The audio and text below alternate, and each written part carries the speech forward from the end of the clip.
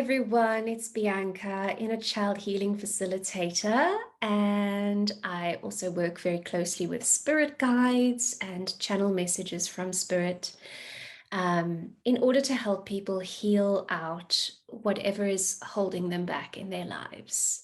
And so my major work is with the inner child. And if you'd like to learn more about that, you're welcome to go onto my website, www.thrivehive.co.za, and there's some nice little freebies, some meditations, and some mini courses that you can download if you'd like to get you started on your healing journey. But today I am bringing you some information about the second stage of development in childhood, and that is the toddler phase. Now, traditionally, toddlers are seen from a year and a half, 18 months-ish, to about 3 years. I would like to reframe that as the time when they can start moving independently, meaning crawling, scooching on the couch, walking. Even my daughter started walking at 10 months and I was like, oh my gosh, I thought I had more time. so that's really what toddler time is about. And toddler is all about autonomy, learning the first stage of autonomy, that you're a separate person from your mother, from your caregiver, and that you are starting to have your own thoughts, your own feelings, your own preferences. No, I don't want to go take a bath now. You want me to bath. I don't want a bath. Or you want me to eat those vegetables. I don't want to eat those vegetables. Or you want me to come and sit still and not explore and have an adventure, but I want to go check out that fireplace. Thank you very much. And so I'm going to do my darndest to do that. So that's all about exploring their world. There's a whole new world that opens up for this child when they begin to be able to move independently. It's also about the power of choice. Do I comply or do I defy? And mostly it's defy, because the toddler's favorite word is no. Whether it's the spoken word or demonstrated in action, because they are starting to explore that independence versus dependence on especially mom or our primary caregiver. It's about, I still need mom when I'm feeling scared because I'm still so little, but at the same time, there's a whole world that I want to explore out there, okay? And it's about gaining your own sense of control over yourself. There's often in the toddler years, we start beginning to potty train, and that's the first step of control, is being able to control yourself and your environment. Like, what happens when I do this with the dog? What happens when I pull the dog's ears? What happens when I put my finger in the fire, kind of thing? And of course, you can imagine that for parents, and we who are parents know, it is a very daunting time. All right. So you also love to see people's reactions to you saying no or doing certain things. And you needed to also learn at this time that it's okay to disagree with others. So you needed to learn to hear no, to accept when mom said, that's not going to happen. Okay, but the way that this message was conveyed to you at that time is what makes all the difference. And again, we are not here to bash parents. We know that people are people, and that sometimes people lose their stuff. Okay, they really lose their cool when there's a whole bunch of other stuff going on, and there's this child who is simply not into listening for the next 2 years. Okay, so it's all about what happened to you when you lay down the boundaries, because you're now starting to explore your own boundaries and your boundary setting skills. What happened to you when you refused the vegetables or the bath? Did you get severely punished? Or was mom just this very patient person who somehow got it out of you? Okay, so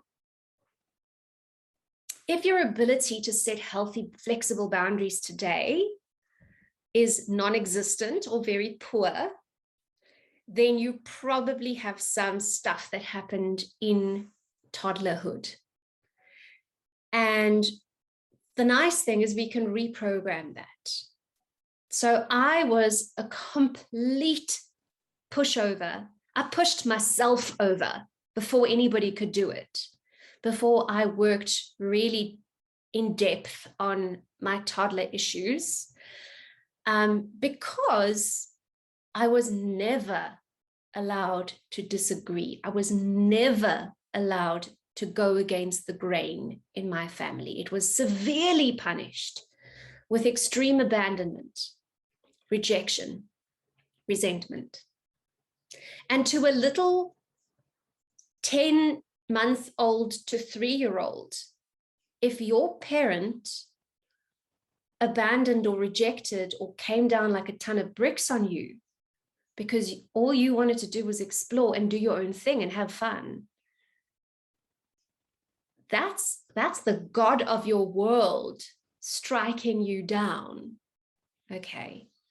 That is the fear of death that gets put into a child for being severely punished for just doing what they innately need to do as children. So if you're looking at your life right now, let's see what kind of boundaries you might have. There's 3 different types of boundaries. There's extremely loose boundaries, which is pushover, okay? Being afraid of being punished if you say no, running around doing everything for everybody else because they need you more. You don't have, you don't get to keep your own stuff. You don't get to do your own stuff. You feel guilty when you state your case, if you are even able to, get steamrolled. And the dangerous thing about this type of boundary is that if you are unable to say no to things that are wrong, that you don't agree with, this can lead to some very severe other traumas further on in life. For example, sexual trauma, being raped, being sexually molested. All of these things that can bring even greater devastation to your life. So that's why I instill strong, healthy, flexible boundaries in my daughter, because I want her to be able to say, oh, hell no, later on in life. Another boundary that you might have developed would be rigid boundaries. And rigid boundaries are also not healthy, because if your no was disregarded or your autonomy was mocked or disrespected when you were that age, you will have rigid boundaries more than likely. And it's just the opposite swing of the pendulum, where you're always exceptionally clear about what you want. You don't care what anybody else wants. It's your way or the highway. You keep others at a distance because you fear a loss of your own autonomy and control. So people with major control issues, probably a rigid boundary issue as well. You do not bend to other people's will. Okay, and this can also instill feelings of great loneliness and being severely disconnected from people in your life, and a fear of humiliation. Then there's enmeshment, which is kind of like a loose boundary. It's kind of no boundaries, actually. It's the absence, the complete absence of a clear distinction between yourself and others. If your mama did not allow you to make your own decisions and you always had to go according to what she said, you don't know how to make your own decisions. You don't know how to choose for yourself. It leaves you with little or no autonomy. And that's when you were very clearly discouraged from separating yourself, beginning that separation from this is my identity and that's mom's identity. Because when you were an infant, you didn't know the difference between you and mom. You only knew when there was a big part of you missing, which is when mom wasn't with you. And now you know that's a person, I'm a person, that's a person, and you're starting to practice that. So if you have enmeshment issues, you're very likely to always need a second opinion before you make any choices. You experience guilt and shame for not being able to fix other people's issues because there's no separation between their issues and my issues. You have an intense fear of abandonment. You feel responsible all the time for everybody else. And it's impossible for you to actually discern what are your thoughts and feelings and opinions and what are the others.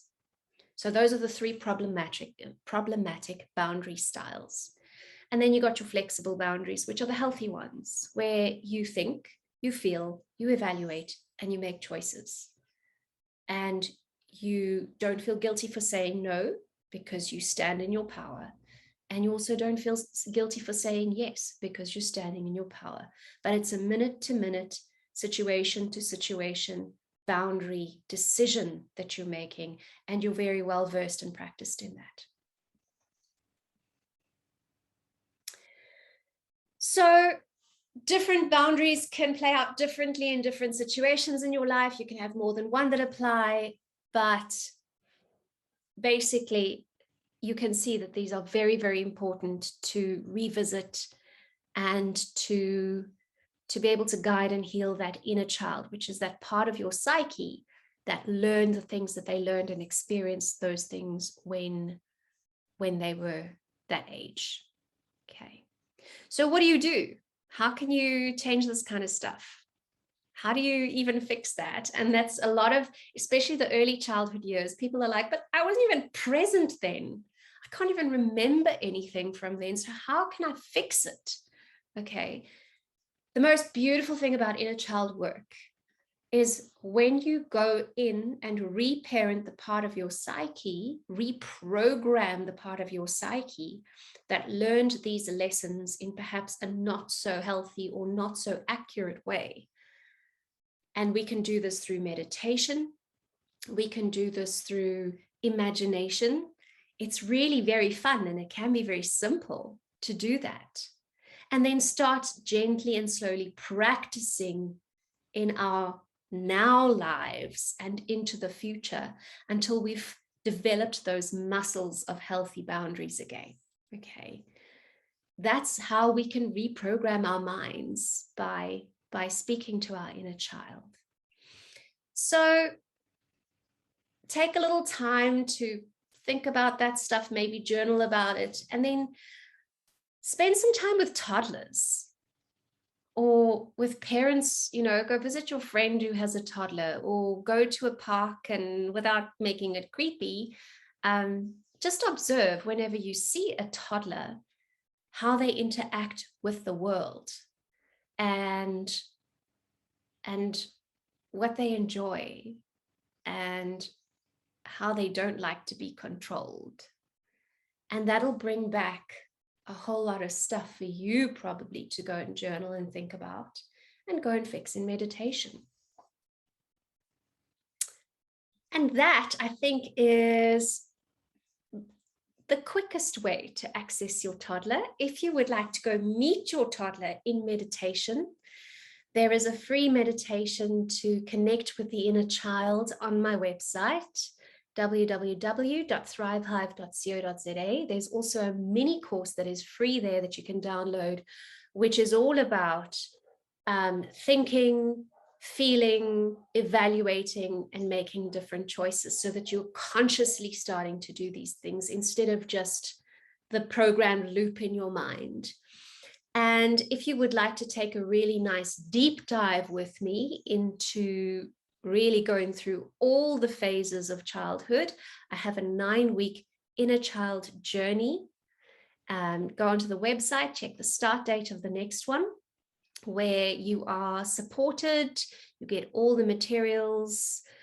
Week by week, we go through a different phase of childhood, and we really just dive really deep to go and clear a whole bunch of misguided, non-serving programming and reinstall. We upgrade your system in 9 weeks so that you can truly just be able to make better choices for yourself and set healthy, flexible boundaries, among other things, many other things. All right, so that was my little soapbox for today. If you would like to join us for that journey, you're welcome to just go and check it out on the website and contact me. I also do one-on-one inner child healing sessions where we really go into a specific trauma that you would like to look at and start clearing. I can guide you with that as well. But yeah, that's the toddler. Some other things that you can do, by the way, to really get in touch with your inner toddler is play with Play-Doh. It sounds ridiculous, but like crawl on your knees and see what the world looks like from that angle, and imagine, whoa, there's a thing to climb. What mommy calls it, a couch. How cool would that have been for the toddler to go, oh, I want to see what it looks like from up there, and really just get in touch with what it feels like to be still tethered to mommy, but wanting to have this big, awesome adventure because now you're mobile. Happy playing, my friends. See you next time.